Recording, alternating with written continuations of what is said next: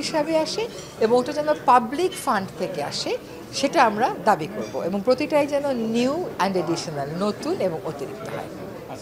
দেখেন, এই টাকাটার পরিমাণ হচ্ছে সর্বোচ্চ একটা প্রজেক্টে 10 কোটি দেয়া হয় এবং এই 10 কোটিটা কোনো বেসরকারি সংস্থাকে দেয়া হয় না, দেয়া হয় সব সরকারি সংস্থাকে।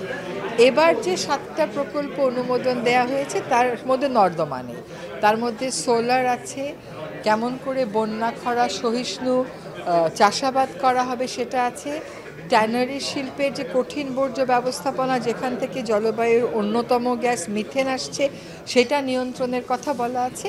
কাজে এতদিন যা হয়েছে এবার তা হচ্ছে না। এবার নতুন নীতিমালার আলোকে যে 7টাকে অনুমোদন দেওয়া হয়েছে সেখানে নর্দমার কোনো বিষয় নেই, তবে বর্জ্য ব্যবস্থাপনার বিষয় আছে, কারণ বর্জ্য ব্যবস্থাপনা ক্লাইমেট চেঞ্জের যে গ্যাসটা নিঃসরণ হয় তার সাথে সম্পৃক্ত। তো আমরা যে ফান্ডগুলো এবার দিয়েছি তার মধ্যে আমাদের অভিযোজন মানে অ্যাডাপ্টেশনও আছে, মিটিগেশনও আছে, কারণ আমাদেরকেও তো একটা টার্গেট দিতে হয় যে কী পরিমাণ গ্রিন হাউস গ্যাস আমরা কমাবো।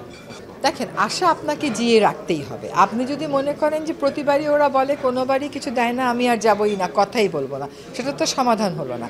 আপনাকে বারবার দেখাতে হবে যে তোমার নিষ্ক্রিয়তার কারণে আমার লোকের এই কষ্টটা হচ্ছে, আমার লোকের এই অসুবিধাগুলো হচ্ছে। বিশ্ব বিবেককে তো আপনার পক্ষে আপনার জাগিয়ে রাখতে হবে। এবার বাংলাদেশের পক্ষ থেকে বলা হবে ওই যে 100 বিলিয়নের কমিটমেন্ট ছিল ওইটাও যেহেতু পূরণ করা হয়নি, বাংলাদেশের পক্ষ থেকে বলা হবে 2025-এর পর থেকে 1 ট্রিলিয়ন করে দিতে, যাতে করে যে যত আপনি টাকা দিতে বিলম্ব করবেন তত কিন্তু আমাদের অভিযোজনের প্রয়োজনীয়তা আরও বাড়তে থাকবে। ফলে বাংলাদেশের পক্ষ থেকে এই দাবিটা তোলা হবে।